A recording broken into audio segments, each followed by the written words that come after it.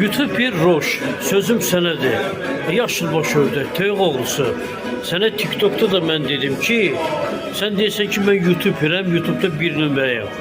Mən də bu gün sənə sözümü deyirəm. Sənə 9 ilin kickboksçu Ramonu çıxartdım qabağa, Dav Yerazı. Dedin ki, adam çıxardacağım, dövüşəcək ondan. Ne oldu hə? Niyə çıxartmadın? Roş. Videolarıma baxıram, Qaya ilə Zatla, nə bilim, Xaqocanla, sonra şeylə video çəksən. O neydi oladı? Anamın canı nədir? Vaqa ilə. Vaqa ilə video çəksən. Dağ Yeraz buradadır. Dağ Yeraz sözüm var ona. Bir dənə zəhmət olmasa deyərdim. Sözüm oldu ki, mənlə ringə çıxmaq istəyir, buyur meydana. Bəli əziz izləyicilər, bu 2 gündə 9 ilin kickboksçusu 20 ildir də məşq eləmir.